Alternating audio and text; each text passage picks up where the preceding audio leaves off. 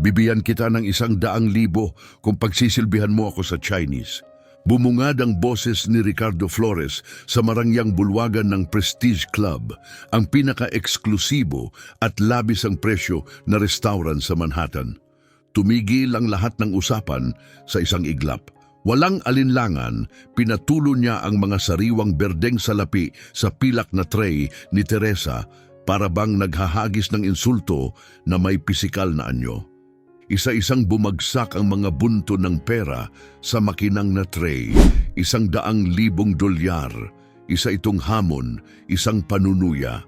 Si Teresa Peralta, 29 na taong gulang, ay hindi kailanman inakalang hahantong ang kanyang PhD sa linguistika sa ganitong trabaho. Nagpupuyat para lang makaraos sa gastusin. Suot ang walang dungis na itim na uniforme, siya'y nagsisilbi ng champagne na mas mahal pa sa buwan ng upa ng karamihan. Kadalasan, hindi man lang siya pinapansin ng mga lalaking kanyang pinagsisilbihan. Nakaupo si Ricardo sa kanyang mamahaling upuang balat, mayabang ang ngiti. Anong problema, Iha? Hindi ba sapat yan? Itinuro niya ang 3 hapon na negosyante sa kanyang mesa. Silang mga kasama ko ang uhusga kung magaling ka nga sa Chinese. Ang buong restaurant ay tila naging isang arena ng laban. Lahat ay tila abala pa rin, pero ang kanilang pandinig ay nakatutok sa eksenang inihanda ni Ricardo para sa kanyang kasiyahan. Tinitigan ni Teresa ang tray. 100,000 dolyar, mas higit pa sa kinikita niya sa loob ng 2 taon sa trabaho. Sapat na para mabayaran ang utang sa ospital ng kanyang ina.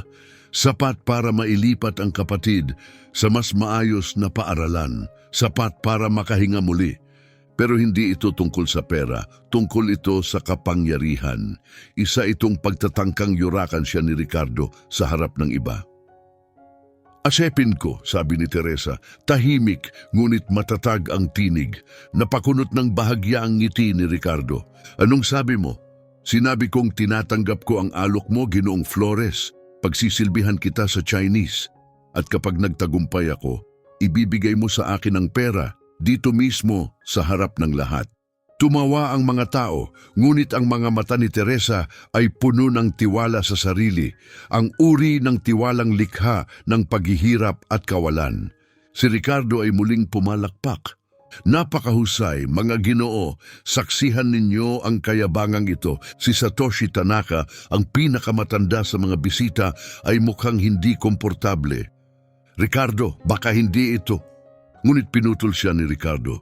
Kailangan mong makita kung paano gumagana ang mundo rito. Ang tulad niya, puro pantasya.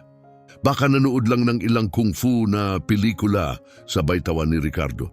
Ngunit si Kenji Yamamoto, isa sa mga kasama, ay tumutol. Parang hindi na tama ito, Ricardo.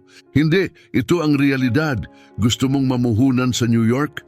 Dapat alam mo kung sino ang kausap mo. Ang babaeng yan, baka hindi man lang nakatapos ng pag-aaral. Ngunit hindi na tinag si Teresa. Sa loob niya, bumalik ang mga alaala ng nakaraan. Dr. Teresa Peralta, propesor sa Columbia, eksperto sa wika, kilala sa buong mundo. Isang tawag sa kalagitnaan ng gabi ang nagbago sa lahat. Na-stroke ang nanay mo, malala ang kalagayan. Si Anita Peralta, 58, tanging pamilya ni Teresa, na koma. At dumating ang mga utang, parang alon. Tumanggi ang insurance, kailangang siya ang magbayad. Ibinenta niya ang lahat, apartment, kotse, alahas, pati na ang koleksyon ng mga bihirang aklat, lahat para sa isa pang araw na mabuhay ang ina. Kung gusto mo pa ng mga kwentong tungkol sa hustisya at lakas ng loob sa harap ng pang-aapi, huwag kalimutang mag-subscribe. Ang susunod na mangyayari ay hinding-hindi mo malilimutan. Unay maikling pahinga lamang mula sa universidad ang kinuha ni Teresa. Kalaunan, naging sabbatical. Ngunit sa huli, hindi na siya muling nakabalik. Ang mundong dati niyang ginagalawan ay parabang hindi na kanya. Nang magising si Anita makalipas ang kalahating taon sa koma, hindi na siya ang dati. Kinailangan niya ng 24 na oras na alaga. Matinding rehabilitasyon. at sandamakmak na mamahaling gamot. May hangganan ang kanyang health insurance. Si Teresa wala hanggang sa umabot sa imposibleng halaga ang utang, $800,000, ang tanging opsyon pagkalugi. Ang posisyon niya sa universidad pinalitan na, mga kasamahan nawala, mga kaibigan tumigil sa pagtawag ng mawala ang prestihiyosong titulo. Alam mo kung ano ang problema mo, patuloy ni Ricardo, lasing na sa sariling pagmamataas. Ang mga kagaya mo, laging gustong higit pa sa nararapat, laging nagpapanggap. Muling bumalik ang atensyon ni Teresa kay Ricardo, ang lalaking ginawang palabas ang kanyang kahihiyan. Hindi alam ni Ricardo at tiyak na pagsisisihan niya na ang kaharap niyang babae ay may PhD mula MIT sa Applied Linguistics, eksperto sa mga dialektong Tsino. Nagturo ng Mandarin tonal structures sa daan-daang estudyante. Alam niyo kung ilang wika ang kaya kong salitain? Tanong ni Ricardo sa mga investor, mayabang ang ngiti. 2, Ingles at pera, at maniwala kayo, yon lang ang kailangan. Tumugon na rin sa wakas si Yasuki Sato, ang ikatlong investor. Maayos ang tono, halos walang accent. Marahil ay dapat nating bigyan siya ng patas na pagkakataon. Patas? Tawa ni Ricardo. Yasuki, sobra ka namang mabait. Itinuro niya si Teresa, tingnan mo lang siya, isang waitress, siguro nahihirapan magbayad ng inuupahang lungga sa Bronx. Hindi siya nalalayo. Si Teresa ay nakikitira sa maliit na unit kasama ang 3 iba pa. Sa umaga, nagtatrabaho sa klinika bilang caregiver. Sa gabi, nagsisilbi sa mayayaman sa Prestige Club. Kapag nakatulog ng 5 oras, swerte na. Lahat ng kinikita para sa ina. Ngunit hindi alam ni Ricardo na si Teresa ay nagbabasa pa rin ng mga akademikong journal tuwing 3:00 ng umaga. Pinananatili ang access sa mga database ng linguistika. Nakikipag-ugnayan pa rin sa mga mananaliksik sa Beijing sa perpektong Mandarin. Hindi rin niya alam na ang disertasyon ni Teresa ay na-cite na sa mahigit 200 internasyonal na pag-aaral. Tumayo si Ricardo parang artista. Malinaw na ang mga patakaran, aniya. Kung kaya niyang magbigay ng malinaw, detalyado at tuloy-tuloy na order sa Chinese, hindi patak-patak na salita kundi buong paliwanag ng ilang putahe, ibibigay ko ang $100,000, walang tanong. Magtataas na sana ng kamay si Satoshi, ngunit inunahan siya. At kapag nabigo siya, dagdag ni Ricardo, luluhod siya rito. Magsusori sa lahat ng bisita dahil sa pagsayang ng oras. Tahimik ang buong restaurant, lahat ng matay nasa kanila, hindi pa tapos si Ricardo. At higit pa roon, malupit ang tinig. Aaminin niyang isa siyang pandaraya, isang desperadang aktres na uhaw sa atensyon. Napayuko si Yasuki, hindi komportable. Hindi na tama ito, mahina niyang sabi. Pinagsabihan sila ni Ricardo, pinukpok ang mesa, umalog ang kubyertos. Ito'y isang aral, sigaw niya. Kung gusto niyong makipagnegosyo sa akin, dapat malinaw. Ayokong ginagawang tanga ako. Tahimik na pinanood ni Teresa ang lahat. Hindi galing sa takot ang kanyang katahimikan, kundi sa karanasan. Nawalan na siya ng mas mahahalagang bagay kaysa sa pride. 3 taon ng kahihiyan ang nagturo sa kanya kung kailan umatras at kailan umatake. Tinatanggap ko, sabi niya, buo ang tinig, lahat ng kondisyon mo. Bahagyang nabigla si Ricardo, kahit yung pagluhod, ang pag-amin na isa kang pandaraya. Kung mabigo ako, sagot ni Teresa, oo. Tumalikod si Ricardo sa mga investor, waring magpapasimula ng palabas. Mga Ginoo, masaksihan niyo ang pagkakaiba ng tunay na kumpiyansa at ng purong pantasya. Hindi alam ni Ricardo na ang bawat insulto, bawat kayabangan ay lalong nagpapaalab sa bagyong matagal nang namumuo sa loob ni Teresa. Lakas na hinubog ng hirap, isang kagustuhang hindi basta-basta mababali. Habang ang lahat ay naghihintay ng kanyang pagbagsak, walang nakapansin sa bahagyang ningning sa mga mata ni Teresa, tingin ng isang taong handang bumangon. Magaling, sabi ni Ricardo muling pumalakpak. Simulan na natin ang palabas. Tinawag niya ang isang waiter. Kunin mo ang Chinese menu, yung para sa mga investor mula Shanghai. Nagalinlangan ang waiter. Sir, mahigit 40 putahe ang laman nun. Napaka-technical ng mga description. Perpekto, ngumiti si Ricardo. Kung talagang dalubhasa siya, hindi siya matitinag sa konting detalye, di ba? Lalong hindi mapakali si Satoshi. Ricardo, sobra na ito. Sobra, singhal ni Ricardo. Hindi ito kalupitan. Ito ay edukasyon. Ang mga tulad niya, kailangang matutong lumugar. Muling itinuro si Teresa. Tingnan mo, yung ngiting yan, akala pa rin niya kaya niya tayong daigin. Ang hindi alam ni Ricardo at ni hindi man lang niya pinaghihinalaan ay sa mismong sandaling iyon, tahimik na inaalala ni Teresa ang bawat kabanata ng kanyang doctoral dissertation. Ang paksa nito, mga regional na baryasyon sa modernong Mandarin. Nabuhay siya ng kalahating taon sa Beijing bilang visiting scholar sa China Foreign Languages University, nakalubog sa mismong larangang sinusubok sa kanya ngayon, bokabularyong Chino ng mga putahe, kasama na ang mga pinakamakipot na lokal na termino. Ang kanyang mentor, si Professor Chin Weiming, ay kilalang strikto. Candidate Peralta madalas niyang sabihing seryoso sa Mandarin. Kung hindi mo kayang ilarawan ang isang Sichuan dish gamit ang tamang tono gaya ng sinasalita sa Beijing, paano ka aasahan sa pagsasalin ng mga negosasyong pangkalakalan? Ilang gabi rin siyang umiiyak sa pagkadismaya, mag-isa sa kanyang maliit na apartment sa Beijing. Hindi lang siya nagmememorya. Inaabsorb niya ang kultura, slang, idioms at mga lokal na pagkakaiba. Natuto siya ng Mandarin gaya ng gamit ng mga kusinero sa kusina, gaya ng paliwanag ng mga tindero sa kalsada, at gaya ng pagsasalaysay ng mga lola sa mga apo tungkol sa sinaunang luto. Nakatayo na muli si Ricardo sa gitna ng restaurant, patuloy ang panlilibak. Habang hinihintay natin ang menu, sabi niya, may bahid ng panunuya, baka pwede niyang ikwento ang language journey niya. Gumamit pa siya ng sarcastic air quotes. Saan ka natutong mag-Chinese, sweetheart?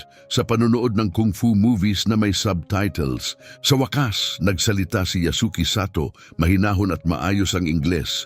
Ricardo, maaari ba akong magtanong bakit ba ito napakahalaga sa'yo? Tumawa si Ricardo, parang matagal nang hinihintay ang tanong, dahil pinag-iisipan ninyong ilagak ang $200 milyong sa mga kamay ko, sabi niya, mayabang. Kung hindi ko kayang makita ang isang sinungaling na ganyan ka-obvious, paano niyo ako pagkakatiwalaan? Umiling si Kenji Yamamoto. Hindi lohikal yan, Ricardo. Kahit pa hindi siya marunong ng Chinese, walang kinalaman yon sa kakayahan mong humawak ng real estate. Meron, sigaw ni Ricardo, muling pinalo ang mesa. Tungkol ito sa katapatan, sa prinsipyo, sa kakayahang kilalanin ang panlilinlang bago ito makapinsala. Ngunit habang nagrereklamo si Ricardo, ibang bagay ang ginagawa ni Teresa. Nag-aaral siya ng mga tao. Sa loob ng 6 na buwan sa Prestige Club, nakabuo siya ng talento, ang pagbabasa ng mga makapangyarihang lalaki, lalo na ang mga arugante. At si Ricardo Flores, isa sa mga pinakamadaling basahin. Mahilig magbida ng Asian investors, pero laging mali ang pagbigkas sa mga pangalan. Gumagawa ng nakakatawang generalizations, minsan nga'y napaghalo ang tradisyon ng Korea at holiday ng China sa harap ng Korean clients. Isang naglalakad na halimbawa ng ignoransyang nakasuot ng mamahaling suit. Ah, heto na! Sigaw ni Ricardo padrama habang inabot ng waiter ang isang leather-bound menu. Ang special menu diretso mula sa ating mga chef sa Shanghai, Ania. 43 putahe. Lahat may teknikal at espesipikong deskripsyon. Pinakita niya ang menu, ngunit bahagyang nagbago ang ekspresyon isang sandali ng kaba. Maraming characters dito, bulong niya. Lumapit si Satoshi. Maaari ko bang makita? Hindi! Mabilis na sagot ni Ricardo, isinara agad ang menu. Siya lang ang dapat tumingin. Walang tulong. Inabot niya ito kay Teresa. Sige, expert. Pumili ng 5 putahe. Ilarawan mo. Sa Chinese, buo. Detalyado. Kinuha ni Teresa ang menu. Halos ngumiti. Hindi lang ito pamilyar. Identical ito sa mga menu na ginamit niya sa fieldwork sa Beijing. Kagad niyang nakilala ang mga Sichuan specialties na pinag-aralan, isinulat at niluto pa niya sa cultural immersion coursework. Pwede bang ako ang pumili ng mga putahe? Tanong niya mahina. Siyempre, tugon ni Ricardo, may panunuyang tawa. Piliin mo pa ang pinakamadali, bagsak ka pa rin. Ang hindi niya alam, inaalala na ni Teresa, word for word, ang kanyang presentasyon sa Beijing University tungkol sa culinary vocabulary at regional shifts in Mandarin. Dineliver niya yon sa harap ng 200 katao, kabilang ang mga chef at food historians. Tumingin si Teresa kay Satoshi. Bago ako magsimula, maaari ba akong magtanong? Siyempre, sagot ni Satoshi mukhang interesado. Gusto ko lang malaman, may fluent po ba sa inyong nagsasalita ng Mandarin? Nagulat si Satoshi. Naiintindihan ko ng kaunti pero hindi fluent. At ikaw po, Ginoong Yamamoto? Umiling si Kenji. Kaunti lang, bakit mo naitanong? Napairap si Ricardo, tumawa ng mapanukso. Ayan na naman tayo. Di nyo rin naman ako maiintindihan. Napaka-kombinyente. Kahabag-habag. Hindi nagbago ang tono ni Teresa. Nagtatanong lang ako, aniya, dahil kung ito ay tungkol sa katotohanan, dapat may isang kwalipikadong makapaghusga, isang taong may sapat na kaalaman sa Mandarin upang suriin ang aking pagbigkas, tono at gramatika. Tumuwid sa upo si Yasuki Sato. Ako ay fluent, sabi niya, malinaw at kalmado. Ipinanganak ako sa Osaka, pero 10 taon akong nanirahan sa Taiwan. Mahusay ako sa Mandarin. Bahagyang nabingi si Ricardo. Well, yan ay perpekto, magaling, pero may nabago sa kanyang tindig.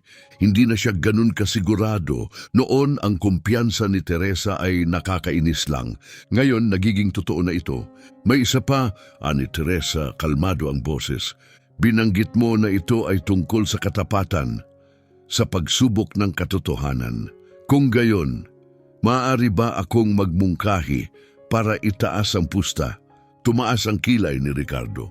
O, at ano naman yang iniisip mo, ngunit sa tinig niya may bahid ng pangamba. If I can not only describe 5 dishes in Mandarin, but also explain where they come from, how they're traditionally prepared, and what they mean culturally, then you double the wager. Make it $200,000.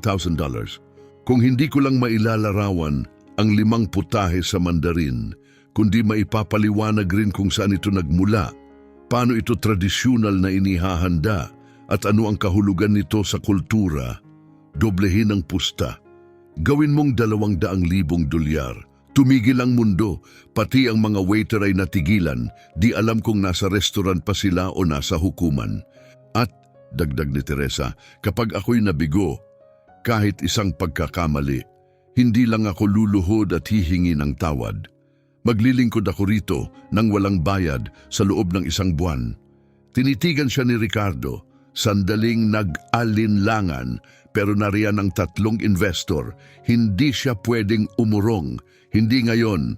200,000 marahan niyang inulit. Tama, tugon ni Teresa, buo ang loob. At 1 buwang walang bayad kung matalo ka. Eksakto. Muling nagtangkang mamagitan si Satoshi. This has gone too far. Sobra na ito, pero hindi siya pinansin ni Ricardo. Sa halip, iniunat ang kamay na parang nasa teatro. Deal, $200,000 kung manalo ka, 1 buwan ng alipin kung matalo. Mahigpit na kinamayan ni Teresa si Ricardo. Deal! Hindi na niya kailangang banggitin na 3 taon na ang nakalipas, inimbitahan siya ng Chinese ambassador sa US sa isang diplomatic banquet kung saan siya mismo ang nag-translate ng mga talumpati tungkol sa culinary diplomacy. Hindi rin niya binanggit na ang kanyang thesis na Linguistic Bridges, How Food Vocabulary Reflects Cultural Evolution in Modern Mandarin ay inilathala ng Cambridge University Press. At hindi niya kailangang sabihin na ginugol niya ang buwan-buwan na pagkain kasama ang mga pamilyang Chino, pinag-aaralan ang mga sinaunang recipe, dialects at cultural expressions. Habang nakaupo si Ricardo, tiwalang mapapahiya si Teresa sa harap ng lahat, huminga siya ng malalim. Hindi siya naghahanda upang tumanggap ng kahihiyan. Naghahanda siyang magturo ng leksyon. Nasa harap niya ang menu, lumingon ang lahat, huminto ang oras. At sa tinig na parang dati nang humarap sa mga panel ng mababagsik na propesor sa Beijing, nagsalita si Teresa sa Mandarin. Magandang gabi mga Ginoo, aniya sa formal Mandarin. Ikinararangal kong ipresenta ang mga putahe ngayong gabi. Napaupo ng tuwid si Yasuki Sato, gulat ang mga mata, hindi lang mahusay, perpekto, ang accent, pacing, tono, lahat ay dalubhasa. Magsisimula tayo sa tunay na Sichuan Mapo Tofu, niluto gamit ang 2 taong gulang na Peishan chili paste, ayon sa tradisyonal na pamamaraan ni Master Chen mula Chengdu. Napakurap si Ricardo. Sandali! Totoong Chinese ba yun? Bulong niya naguguluhan. Nagtaas ng kamay si Yasuki, parang guro na gustong pakinggan ang bawat salita. Ang putahe ay sumasalamin sa pilosopiya ng lutuing Sichuan, ang balanse ng mala, ang pamamanhid mula sa Sichuan peppercorn at ng anghang ng ginulantang na sili. Ang malambot na tofu ay sumasagisag sa pagkakaisa ng pagiging simple at komplikado. Oh my God, bulong ni Yasuki sa Ingles. She's not just speaking Mandarin, she's explaining food theory na hindi nga naiintindihan ng ilang native speakers. Nanlalamig na ang mukha ni Ricardo. This has to be some kind of trick. Ngunit doon, sa kauna-unahang pagkakataon ngayong gabi, ngumiti si Teresa. Would you prefer I continue in Beijing Mandarin, Hong Kong Cantonese, or perhaps Taiwanese Mandarin, Mr. Flores? Gusto mo bang ituloy ko sa Mandarin mula Beijing Cantonese ng Hong Kong o Mandarin ng Taiwan, G. Flores? Nagulat si Ricardo. May pagkakaiba ba? Siyempre, sagot ni Teresa, at pagkatapos lumipat siya sa Cantonese. Sa Hong Kong, ang pagkaing ito ay inihahain na may diin sa tradisyon ng mga tea house noong Qing Dynasty. Pumalakpak sa mesa si Yasuki. Perpektong Cantonese, totoong accent mula Hong Kong. Ngayon, halatang halata na ang takot sa mukha ni Ricardo. Who the hell are you? Halos pabulong, nanginginig ang tinig. Tumingin si Teresa sa kanya, diretso, walang takot. Ako si Dr. Teresa Peralta, aniya. May PhD ako sa Computational Linguistics mula Columbia University. Dalubhasa sa Natural Language Processing. Nakakapagsalita ng 9 na wika. Dati akong full professor. Nag-lecture ako sa Beijing, nag-translate para sa United Nations. At ako ang may akda ng Linguistic Bridges, inilathala ng Cambridge University Press. Walang mabigat na salita, walang yabang. Tahimik ang buong silid, parang pati mga pader ay nakikinig. Iniwan ko ang lahat ng ma-stroke ang aking ina. Nasira ako ng mga bayarin, nabangkrut ako. Kaya ako nagtatrabaho rito dahil wala akong ibang pagpipilian. Pero hindi yun nagbura sa kung sino ako. Isa kang totoong doktor, tanong ni Satoshi, tila hindi makapaniwala. Oo, sagot ni Teresa, at nakatapos ako ng postdoc work sa MIT, particular sa Chinese dialectology. 6 na buwan akong nanirahan sa Beijing para sa research sa bokabularyo ng pagkain. Si Ricardo ngayon ay halos nanginginig, sinubukang bumawi. Hindi, imposibleng ang isang doktor ay... Waitress, sabat ni Teresa, bakit hindi Ginong Flores? Hindi ba kumakain ang mga scholar? Wala ba silang bayarin? Wala ba silang inang may sakit? Dahan-dahang tumayo si Yasuki. Tumingin siya kay Ricardo, mata sa mata. Ricardo, malamig ang boses, sinubukan mong ipahiya sa publiko ang isa sa pinakamagaling na dalubhasa na nakilala ko sa buong karera ko. Hindi ko alam, bulong ni Ricardo, nanginginig ang tinig. Eksakto, sagot ni Teresa, matalas at walang pag-aalinlangan. Hindi mo alam, pero nag-assume ka. Tiningnan mo ang isang babaeng itim na may tray at agad mong hinusgahan. Walang pinag-aralan, walang halaga. Umiling si Kenji, hindi makapaniwala. Ricardo, anong klasing tao ka ba talaga? Muling bumaling si Teresa sa menu at nagsalita sa perpektong Mandarin. Ang ikalawang putahe ay Peking duck, inihanda ayon sa tradisyon ng Quanjude Restaurant, itinatag noong 1864. Ang 24 na oras na marinade at mabagal na pa-roast sa fruitwood oven ang nagbibigay ng tanyag na malutong na balat. Simbolo ng henerasyon ng kasanayan sa pagluluto. Basang-basa na ng pawis si Ricardo. Tahimik ang buong restaurant, lahat ng mata ay nasa kanya. Ang ikatlong putahe ay Shanghai Xiaolongbao. Bawat dumpling ay may eksaktong 18 tiklop, bilang na sumisimbolo sa kayamanan at swerte sa kulturang Chino. Ang sabaw sa loob ay mula sa pork marrow na ginawang gulaman na natutunaw sa init habang niluluto.